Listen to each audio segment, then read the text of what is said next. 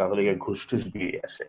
তো আচ্ছা, তারা আচ্ছা। যেভাবে এটা আমি এটা আপনার একটা কাউন্টার আর্গুমেন্ট দিচ্ছি যে তারা হলো গিয়ে যেভাবে তারা নিজেদের দেশে অপারেট করবে।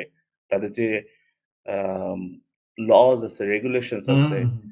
একটা কন্ট্রাক্ট এর ব্যাপারে ওইগুলা তারা ফলো করতেছে। So just because we are hearing this name Australian company, অস্ট্রেলিয়াতে এটা করছে দেখে তারা যখন বাংলাদেশে আসতেছে, তারা কিন্তু বাংলাদেশী সিস্টেমেই তারা ঢুকতেছে। হুম, ইটস হুম, নট হুম। এটা এনি এটা করতেছে। এটা নিয়ে কোন ইউনিক দ্বিমত নেই। এটাই।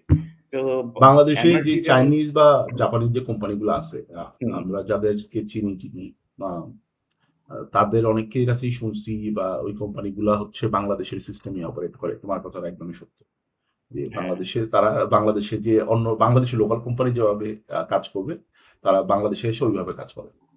ঘুষ দেওয়া বলো বা হচ্ছে ঘুষ দেওয়া। কাজে হচ্ছে ওই ইয়াদের অফিসারদের খুশি করা, সচিবদের, মন্ত্রীদের তো ইয়ে করা, এরকম বিভিন্ন ধরনের। এমআরটি যে আওয়ামী লীগের আন্ডারে যে এমআরটি হয়েছে তো এমআরটির one of the largest contractor was SMEC. So আচ্ছা, এটা আচ্ছা। Australian company. But hmm, main funding দেয় হলো গিয়ে গভর্নমেন্ট অফ অস্ট্রেলিয়া। আর প্যারেন্ট কোম্পানি হচ্ছে সিঙ্গাপুরিয়ান কোম্পানি।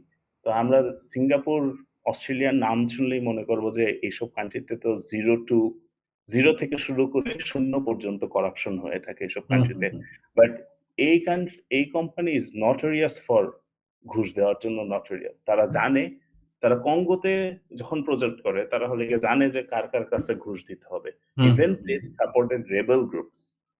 তো হুম, হুম। শ্রীলঙ্কাতেও যখন প্রজেক্ট হচ্ছিল, শ্রীলঙ্কাতেও তারা ঘুষ দিয়েই ঢুকেছে ২০১৬ সালে। তাদেরকে এভাবে ধরা হইছে। তো it's not gonna be any different মানে না, এটা দেখতে ট্রু। হবে হোয়াট হ্যাপেন্স নেক্সট ওয়ান বুঝছেন? তো ওইগুলো যে কন্ট্রাক্ট ভালো দিবে তেমনি